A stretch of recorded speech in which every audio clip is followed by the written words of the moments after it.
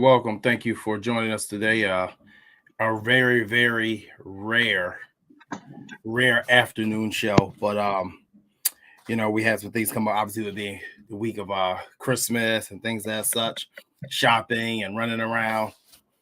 We didn't actually have a chance to get the show in the last couple of days, but we're gonna go today. We're gonna do a little bit different. I know normally we do mostly a recap of the game.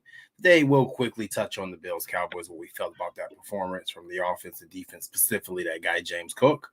And then we're gonna actually talk about some other things heading to this Charger game that's gonna come up Saturday, because obviously, what is it, like 48 hours away right now?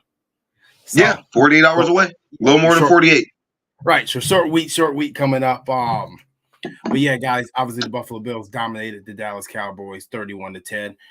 Talking to my man James here.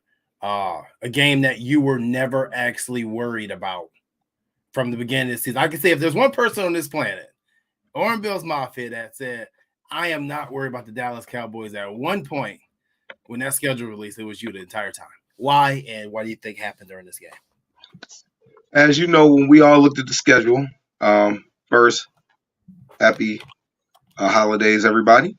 As we looked at the schedule, I told you, JT, I was like, the game I was worried about wasn't the Cowboys game. I didn't think they were a good matchup. We're a good matchup for them.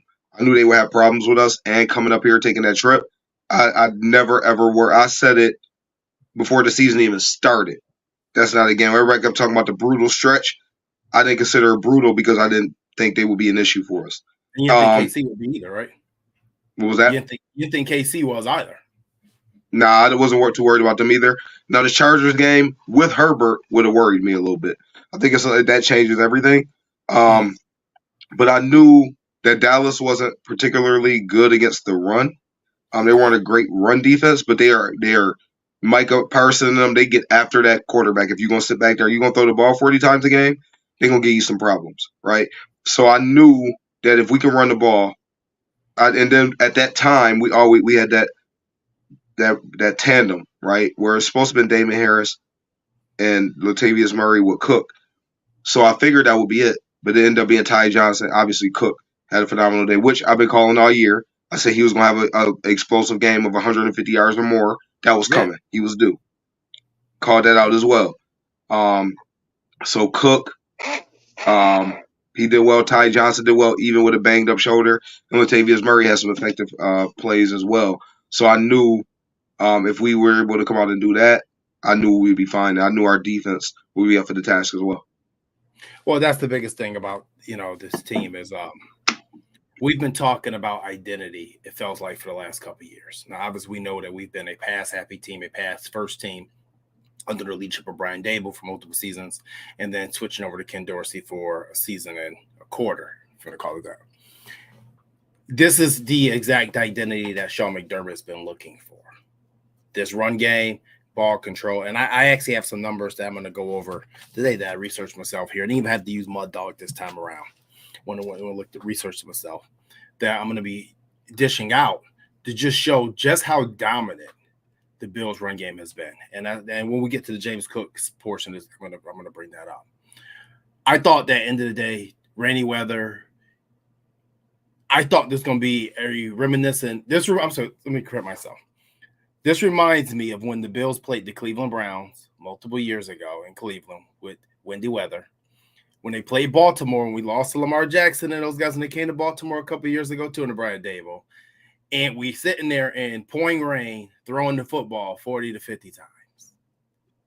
And I'm like, are we going to do this again? Has things really changed? And I think that this show, and actually, let me throw that New England Patriot game too with the wind gust to like 67 miles per hour. Okay. When we're sitting there trying to throw the ball 30 to 40 times in inclement weather, and we end up losing possessions, 3 and outs, while the other team was just steadily pounding us. Okay. It didn't happen this time around.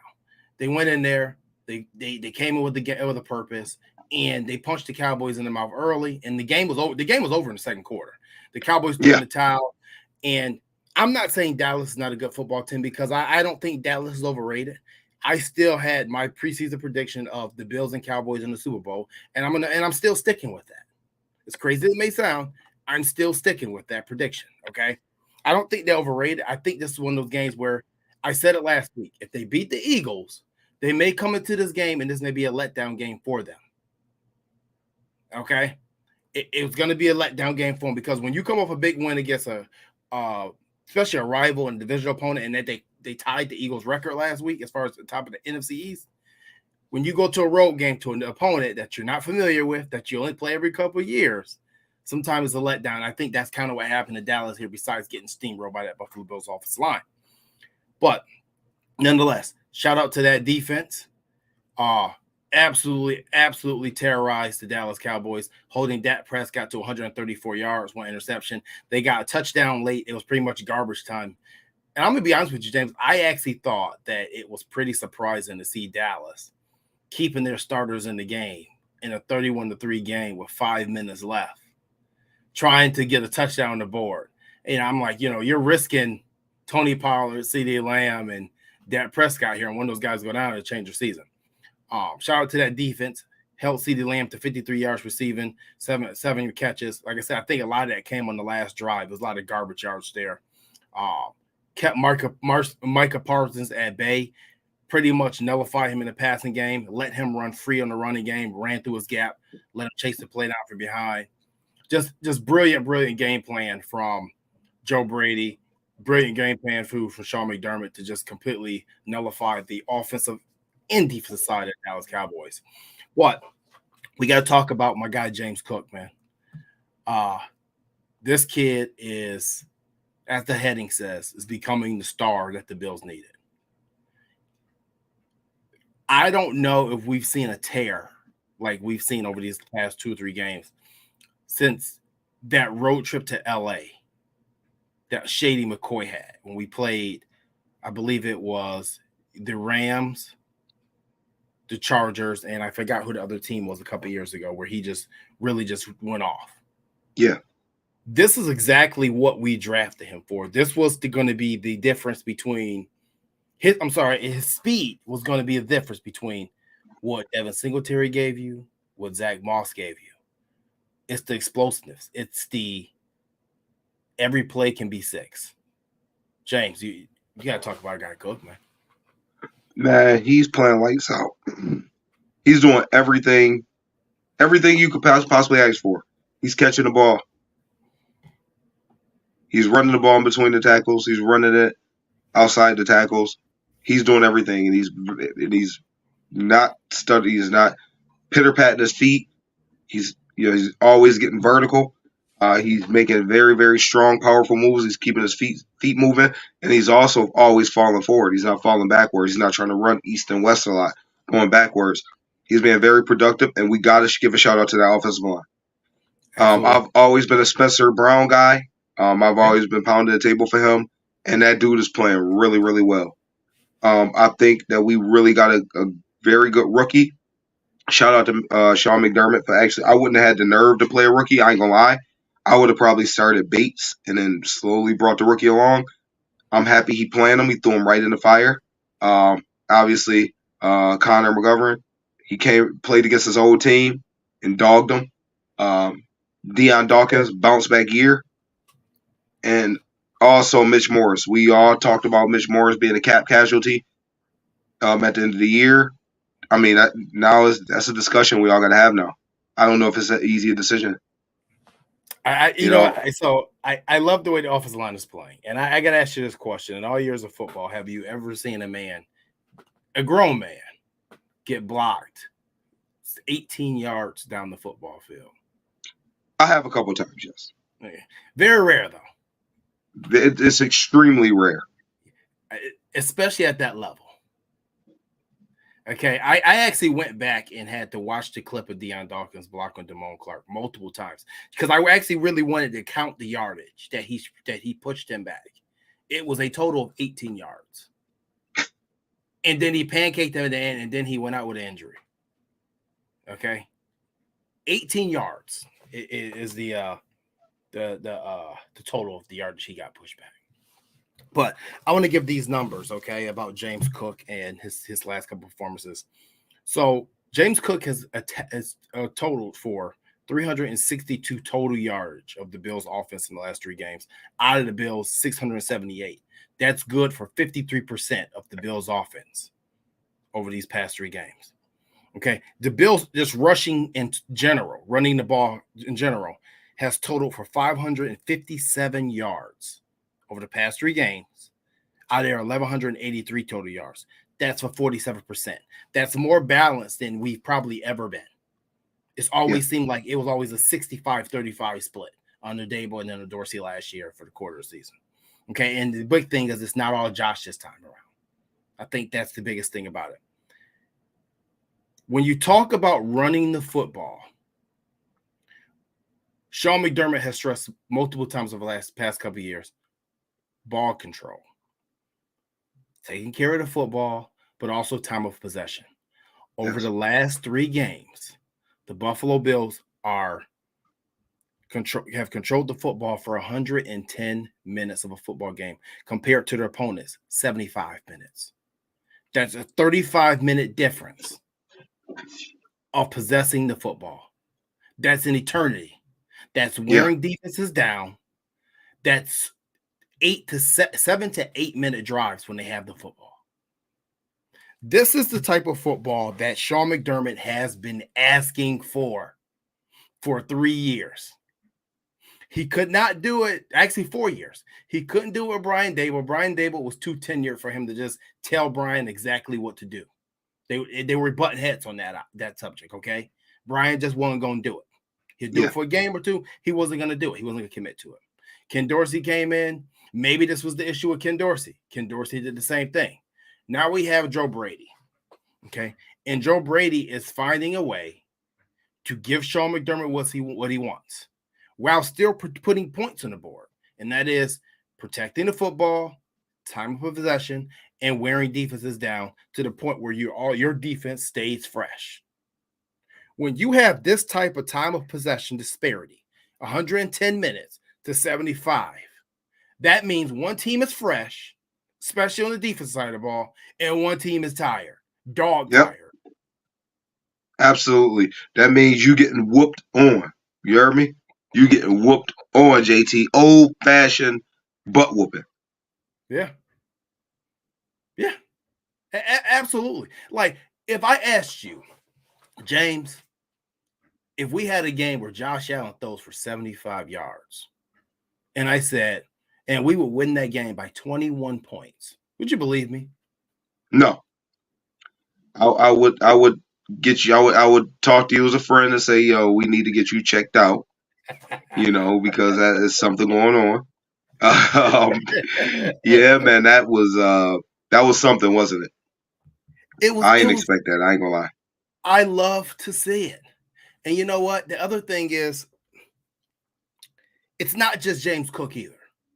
Like, we have to give a hats off to Ty Johnson. Ty Johnson is averaging 4.5 yards a carry so far this season. He's been extremely productive. And that's why when we talk about Leonard Fornette later in this show, that's why we haven't seen Leonard Fornette is Ty Johnson. And how that's exactly why. Yeah, in his versatility. He's a kick returner. He's catching the ball at the backfield. And he's being that change of pace back. A little bit bigger than Cook, but he's not necessarily slow. Ty Johnson is running the ball really, really well. He's going to get signed to somebody quick. He won't be lingering around like he was this year.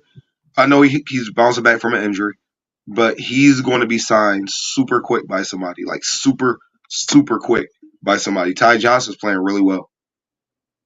No, he is. And once again, like I said, another great find by Brandon Beane. And this is what I was talking about a couple of weeks ago when people had the pitchforks out for Sean McDermott. And I was saying, be careful what you ask for, because if you bring a high-profile new coach in here, they're going to want full control, and that means you're going to have to get rid of Brandon Beane most likely as well. So Be careful. Once again, I remind you, be careful what you ask for.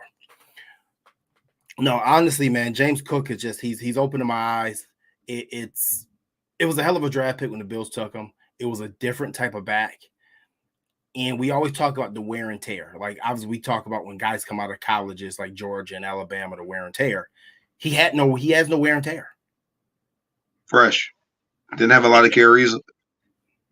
No, and they did a good job of keeping him fresh in the beginning of the season as well, with swapping out for Murray. And you can see the difference between him and some of the other backs, just in the league in general too. Like, he's running like it's the first 4 weeks of the season. That's how fresh he looks. He is. He really is. And this is another thing too I wanted to talk about, right?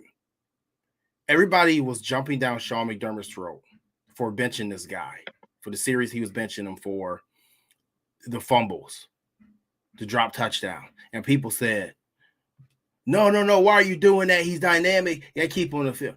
This is why when we were saying last week, it's no different than having a child. You have to train young football players. The best way to train them is to discipline, tough love. That means he's sitting for 3 quarters? No, because you never want to take this guy, this type of player with game-breaking ability off the field for that long. But if you don't let him learn from his mistakes, he's not going to learn from them. You made a mention of earlier this season, and I believe it was the game versus Denver. Yeah. Where he went out of bounds on a 3rd and 6 at 5 yards and didn't fight for the extra yard. And then he fumbled and they took him out the game.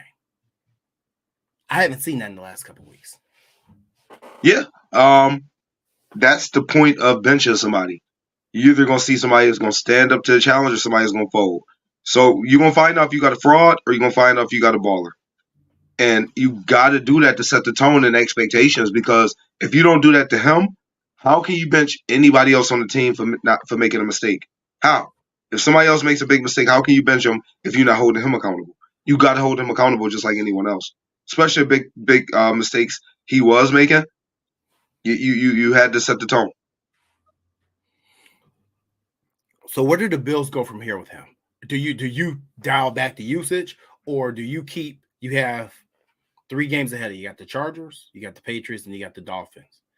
Are we keeping this as our identity right now?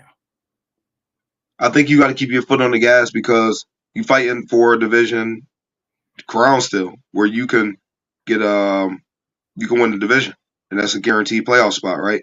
So I think you have to. So D-Dot, what up? We're gonna have D-Dot on soon, y'all. We're gonna talk about that more. But in regards to lost my train of thought there. Winning the division and being able to keep Cookin involved. There's no reason to hold back. Give him the rock. Let him ball out. I think this game you sit Ty Johnson, because we're going to need him for that stretch. This is a game I think you bring out Leonard Fornette. Bring out Leonard Fornette, sit Ty Johnson. Let him heal from that shoulder. We'll want to lingering, and let's roll. And that brings me to the next topic, right into it. When will we see Lenny? Or will we ever? Because we've signed guys in the past like TJ Yeldon. We've signed guys like Devonta Freeman at the time, and we thought we were going to see these guys suit up for the Buffalo Bills, and we never really saw it. We saw TJ Yeldon in a meaningless Week 17 game, Week 18 game when you're just resting your starters. They're going to get hurt because you're going to the playoffs. Is this scenario going to be different? Because like I said, I told you earlier, the running game has been 47% of the Bills' offense the last 3 games. and they've controlled the football for 35 more minutes than their opponents in the last 3 games. And to me, you've been saying that you would see Leonard Fornette called up the last 3 games because you only get 3 call-ups from the practice squad. I think that was the plan all along. Long as the season was still, it was still an opportunity for to say to I don't want to say save the season. It was never lost in my opinion, but to make a nice run. I think the plan was always to save him. Think about how dynamic he'd be with these 3 games, and then you go into the playoffs with James Cook, who's balling. Now you could cut back on some of Latavius Murray carries, get him back healthy. Well, I don't even see he's not unhealthy, but get him fresh. And then you got Ty Johnson and Leonard Fournette. Like, that's dangerous. Honestly, I think the Bills use that formula. They're probably going to get the Super Bowl. My prediction is the Bills. Bills and 49ers Super Bowl. Now the old Swami prediction, the one that Swami with Chris Berman would predict. But through almost every year it felt like the 90s, it'd be Bills Niners, and we actually never got to see that matchup. We got to see 4 other ones that we didn't win, but we never got to see that matchup particularly. So, no, it's going to be interesting. I actually want to look up the Bills injury report, and a little bit of injury news. The Bills did open up the defensive tackle Daquan Jones 21-day practice window, so it seems like it's guaranteed he's going to be returning this year at some point, especially if they make the playoffs, and that's a good sign. Jordan Phillips for surgery. We lost him to IR, so now we have Poona Ford. And you know what? I want to say this about Poona Ford and Taylor Rapp, because it doesn't like Micah Hyde's going to be playing this week. AJ Epinesa is probably out this week. It's such a good thing that we have the depth that we have. We're having a guy like Taylor Rapp, having guys like Leonard Floyd and Jonathan. If you remember, people dogged those fans that dogged us for making that sign to Taylor Rapp. Yeah. That sign has been so valuable this year. It's not even funny. Yeah, they did. I don't think that there's much other injury news. It seemed like everybody else is pretty well rounded, pretty ready to go. So Micah Hyde, you probably know Micah Hyde this weekend. No Taylor Rapp. I didn't see if Ty Johnson popped up on the injury report. I'm gonna try to look that up really quick. But what I believe he was on there limited yesterday with the shoulder, if I'm not mistaken. Okay. Now you've had a stinger before, right? Yeah. Shoulder stinger? Yeah, you've had one? Absolutely. Okay. Does that get worse? Obviously you're in the game, you feel it. What happens after the game with that process? It's very annoying where every hit you get is just kind of like feels like your arm just dangling there. So it's very annoying and frustrating. I would say rest them a week or 2 to really get it back. If we're going to use some that's our stretch, let them sit out a week or 2 and really let that thing heal. They're annoying, very annoying. You can play with it, but it's annoying. So only other thing is, we'll lose him at kick return because I don't know if people notice that has been our primary kick returner. We've been asking for that switch. So that being said, I think it's the perfect time to use Leonard Fournette. If this is going to be our identity, if we're going to run ourselves into the playoffs right now, Leonard Fournette, it's the time to use the 3 call-ups. Yep. Even if that means that you have to sit maybe a defensive tackle, maybe you have to sit an extra offensive lineman. Maybe sit 1 receiver. You saying for Fournette? Yeah. I don't think you have to. If Ty Johnson isn't playing, you could just use that call-up for him, right? Well, you could. You could if he's not playing, but what if he is playing? Oh, you saying if he is playing. I got you. Okay. Yeah. If he is playing, I still say if this is going to be your identity moving forward, then you bring him up completely. All 3 games. But you're going to have to lose a position.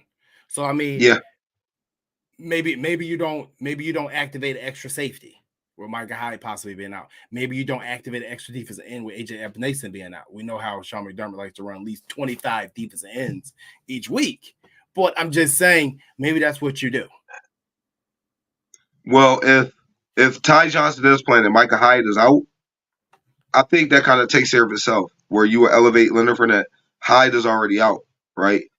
Yeah, And that's replace that because you would just have Hamlin active. Yeah, you could. Yeah, you would do that. I don't know. I mean, I know my man Ray Cruz says I'm gonna get some of these comments too, guys. I didn't forget. Start getting some of these some good comments in the chat today.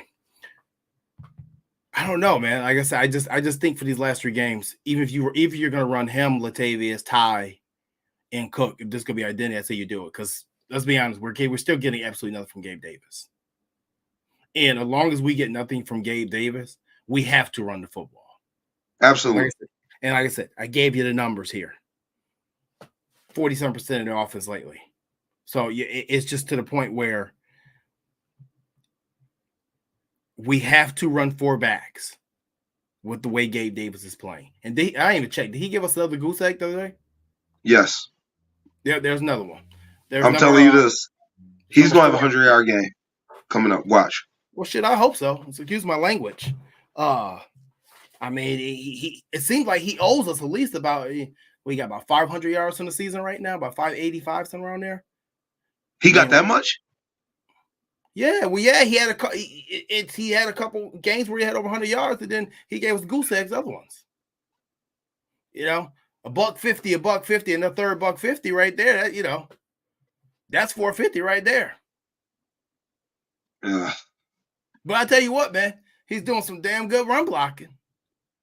He's out there, perfect technique, moving them corners, shifting them. So, yeah, I mean, we're getting something from him. We ain't getting no catches. But I'll tell you what, we glorified tight end. Yeah, I would say so, man. I mean, I hope this is the game. Marcy, Doug says sit Davis give shorter the shot. I don't think they do that. I think that you probably put Shakir or Hardy more in a little bit more. I don't think Shorter's ready. I don't think he showed anything that say he's ready to play now. No, I'm surprised they did. I mean, I think they're just kind of trying to hide him from the practice squad because with his size and speed, someone would definitely take him. Someone definitely take him from the practice squad. So I think that's the only thing with Shorter. They're stashing him. They don't the Isaiah Hodgins effect to happen again. Marcy says probably this game for Dave Davis. Chargers back end is not really good. I hope so. I hope we get something I gave Davis this year. I've been on the Gabe Davis train the last couple of years, but I've totally hopped off. I've totally hopped off this year. I'm never hopping on it again either. I'll never hop on the Gabe Davis train. But now back to Leonard Fournette. You see, I'm just not even commenting on Gabe Davis. You see, I'm not even commenting JT because it's sad. It's sad. It is. It's pretty pathetic. And this is why you wonder why Stephon Diggs' numbers and targets are going down. It's like I said, I'll reiterate, it's because of Gabe Davis and his inability to get open. And I think the league average for separation for receiver is like 2.62 yards, something like that. And Gabe Davis is like in under 2 yards of separation. So that goes to tell you why. But his mom keep posting that it's Josh Allen's fault for missing him wide open on the one time he gets open the game. But either way, we'll move on from there. I don't like attacking nobody, mama. The Bills opened the 21-day practice window for defensive tackle Daquan Jones yesterday. And obviously people saw the post. It looks like he's going to be ready to go pretty sooner than later. At this point in the season, I think this is huge. I know you were talking on the phone to me about having 2 one-techs, Daquan Jones and William Ball Jones rotating in and out, and that was huge. Give me your thoughts on Daquan Jones, a guy who was actually playing at an all-pro level before he had the torn pack. I think this is huge for our stretch run. Obviously, you think about the rotation of Levon Joseph, and Daquan Jones, and you go Ed Oliver, who's playing lights out. I told you again, JT, happy we signed him early in the season when everybody's talking about that contract because that dude contract would be crazy if we had to go into a bidding war. So you got those guys now. And then with Jordan Phillips going to IR, that opens up that spot for Daquan Jones to be put on the active roster. So it's all making sense. Because before they were saying that they weren't going to put him on IR, but now they're putting him on IR. So that tells me a lot.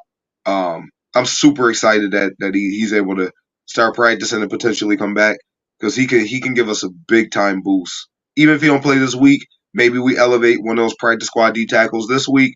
Maybe he's ready to go next week. Obviously, I don't think it's realistic he will play this week, but maybe elevate somebody to play for this week, and then next week he's ready to roll. So Daquan Jones, that changes everything. It helps out so much in the run game. I think this move is going to be a lot bigger than the league is going to give credit for, right? Because he's not a sexy name. He's not a flashy name. He's been around for a long time, and he's been extremely productive for a long time. But this particular season was shaping up to be the best season of his career. And if I want to give you the PFF numbers on Daquan Jones before let me see. Actually, I want to make sure I have the right number again. So he only played 5 games. Obviously, he got hurt early in the Jacksonville game. But just those games alone, Jones was at 3 sacks, 9 hurries, 3 hits, 15 QB pressures. Okay. He had an overall grade of a 90.2, which probably been close to tops in the league at his position if that sustained. But his pass rush grade was an 89.5, when his run defense grade was a 77. Obviously, not always a huge PFF guy, but I think that indicative of what the Daquan Jones played, this one was actually pretty accurate. It's going to be huge because we've already talked about the season that Ed Oliver is having. This is going to raise his level of play once again, because that pressure from the interior that we're getting is something that Buffalo hasn't really had since Marcel Darius and Kyle Williams up until this season. Okay, it was all simulated blitzes. But now, with him returning, it affects everything around him. AJ Epinesa, he'll come back in a couple of weeks. He'll be healthy. Okay. Leonard Floyd is over 10 sacks already, still playing at high level. Greg Rousseau, it seems like he's coming around from the earlier foot injury earlier in the season. He's playing ball now. Ed Oliver, once again, you called it. Great signing. I was totally wrong on that one. Wasn't too happy with the guaranteed money on it. I'll eat that. I'll eat crow on that one. Having a career year. Think about it. What was his contract again, JT? I took it off the top of my head. I just know it was 66% guaranteed. Okay. I can't remember off the top of my head right now what the numbers were, but I just know it was 66% guaranteed because he got the same guarantee money as Quinnen Williams, same guaranteed percentage as Quinnen Williams of the Jets and Dexter Lawrence of the Giants. But having a career, I can't complain about it. But the biggest thing is Daquan Jones is not only a force in the pass game, but he's going to clean that up in the run game. He's so much more effective than Jordan Phillips in the run game that you're going to see a huge difference with having him back. Now, I don't think we're particularly going back to Miami. I think you said that on the phone too. I think that may be the time we get him back. Possibly New England next week, I think at earliest. I don't know where he is, but we know he's practicing. Okay, so I don't know if his conditioning is what's going on with it, but he is practicing. But with that being said, I think that it gives the Bills exactly what they were missing in the interior. Yep. To combat teams that want to either run the ball or pass the ball. Specifically, when we get to the playoffs, or if we get to the playoffs, let me not say when, if we get to the playoffs, those teams like Miami that want to be pass happy, Cincinnati, Daquan Jones is going to wreck your game plan. He is absolutely going to wreck your game plan. So, with that being said, man, I think it's huge. Anything else you want to add to Daquan Jones, or we can move on? Nope. I just think that he changes him. Those 2 D tackles, those 2 1-techs are something we've been missing for years. I can't stress it enough. Years. So those 2 playing is going to be a huge lift for the defense, for the run game, and also free up Ed Oliver. Oh yeah, I actually got Rob checking in. Remember, he had the Cowboys watch party where I told him to give him the wings, but dry wings. He didn't have to give him dry. You didn't have to give him the dry wings. You could give him the good wings, Rob. After that ask, we put on wings and comfort. But moving on. Last topic of the day that I really want to talk about is obviously the Miami Dolphins are We're two games behind them, and one loss from them, and a win out for the Bills gives us the AFC East title. Now Miami has Dallas coming up this week. They have Baltimore next week, and they got the Buffalo Bills week 3. Now, mind you, ain't nothing given to you in the NFL. Nothing is easy. Yeah. And I don't want to overlook the Chargers. I don't want to overlook New England. But I think these are games that we will win. If that is the case, do you think the Dolphins will blink and lose either one or two of these games to let the Bills back in the race for the AFC East title? I think they're going to lose one. I think Miami's going to lose one. I don't think they're going to lose two. I think they'll lose one. I think it's going to all come down to that last week. I think that game is going to be the show. And we talked about that earlier in the season, JT, that game was going to mean something at the end of the year. Yeah. We talked about that. Yeah.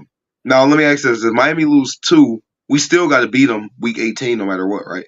Yeah. Yeah. Okay.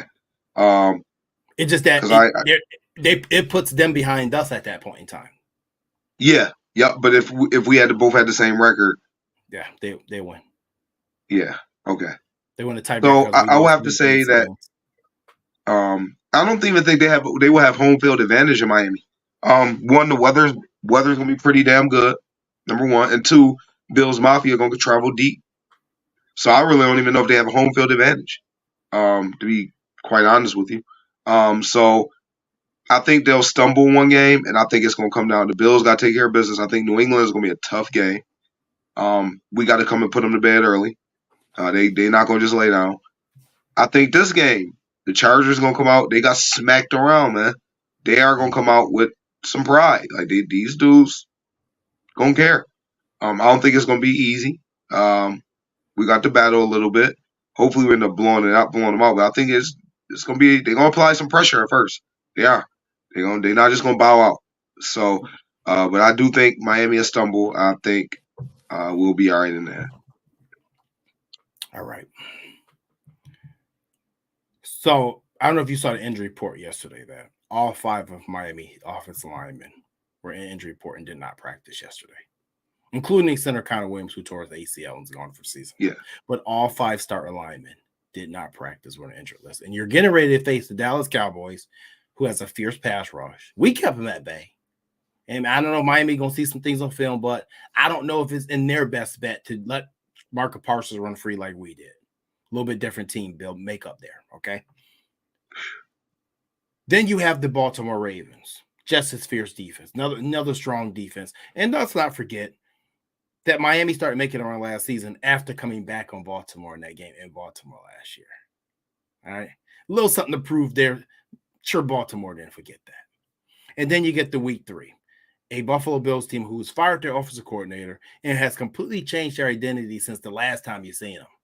And you played them earlier in the season, which they smacked you around that day too. Yeah. Do I think Miami will blink and lose one of these games, if not both of these games, to Dallas and Baltimore before they get to us? I think they will lose one. But if you ask me, would I want Miami to blink? I'd say no. I'd say absolutely not.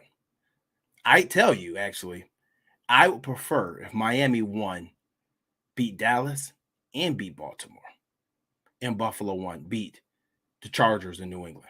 And people say, why? Why would you want that? We could win the AFC East title. I don't care about the AFC East title. It means nothing to me. The Bills have had the AFC East title for the last, it feels like 5-6 years, and we've done it's meant nothing except a home game or 2.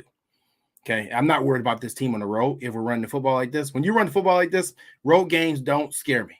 There is no home field advantage. There is no inclement weather advantage when you're running the football the way the Bills are running the football.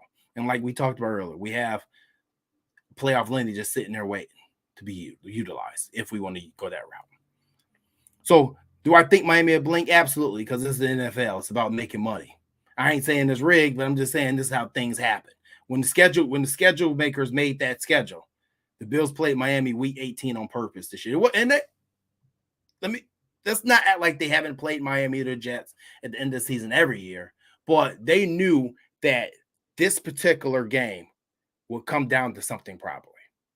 Yep. So my thing is, I think they'll blink. I think they'll lose either Dallas or Baltimore, maybe even both with the way they're banged up. Because even Tyreek Hill ankle is not fully 100%.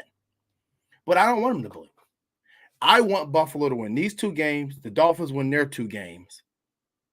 And the Bills to go play Miami week 18 with them having the AFC East title racked up and saying, we're not going to play Tua. We're not going to play Tyreek. We're not going to play Mostert. Because I don't think those other teams in front of Buffalo are going to win out. And some of those teams play each other. Like Indianapolis has to play Houston week 17. Yep. Okay. The Jags are faltering. There's going to be the Bengals. They just narrowly escaped the Vikings last week. They're not. I don't think all those teams are going to win ahead of us. So therefore, I want the Bills to be in the best position just to make it in. Period. You've said the whole year. The AFC's title don't mean anything. Just get in. Just get in. Get in. That's it. Yeah. And do what you got to do from there. So to me, I think they will blink, but I don't want them to. I want them to win both games, rest their starters, drink some Gatorade on the sideline, and go right ahead in Miami. And guess what? I'll welcome a first-round game versus the Dolphins in Miami. Great. I love that.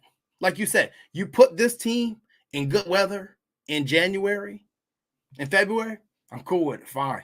We could do what we got to do. We've seen this team in the playoffs on the road before. I've actually thought that the Buffalo Bills have played better on the road in the playoffs than they've ever played at home under Sean McDermott and with Josh Allen at quarterback. Outside of that Patriot blowout, which that was a team that shouldn't even been in the playoffs. They snuck in. Yeah. Can't disagree with you. You talking all facts. You talking all facts, JT. You talking that talk. Yeah. I'm just saying. I mean, I know a lot of people that AFC East title means something to a lot of fans, and I'm not saying this doesn't mean anything. It comes for the players, it means a lot. But I'm just saying, looking at it long term, I just think that, to be honest with you, I'm cool if they don't blink. I just want to make sure that those teams in front of us fold. And if we can get to week 18 needing that win, I would much rather need that win to not win the AFC East title to get in and going against backups, guys like Mike White and I don't know, Chase Claypool, than I would trying to have Tyreek Hill and Tua Tagovailoa fighting for their playoff lives, possibly. Yep.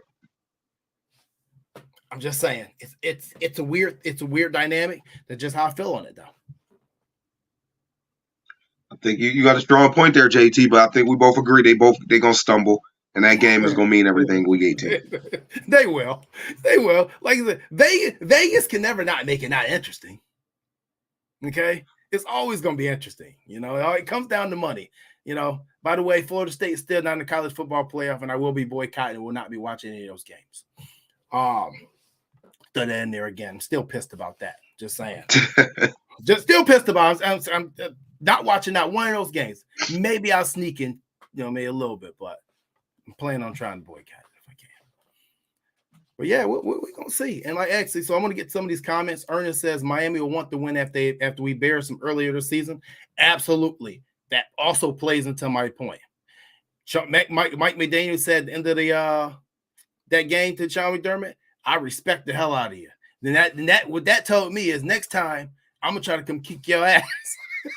Yep. And you gotta realize they're just a bad matchup for us, man. Like how their team is built. Yeah.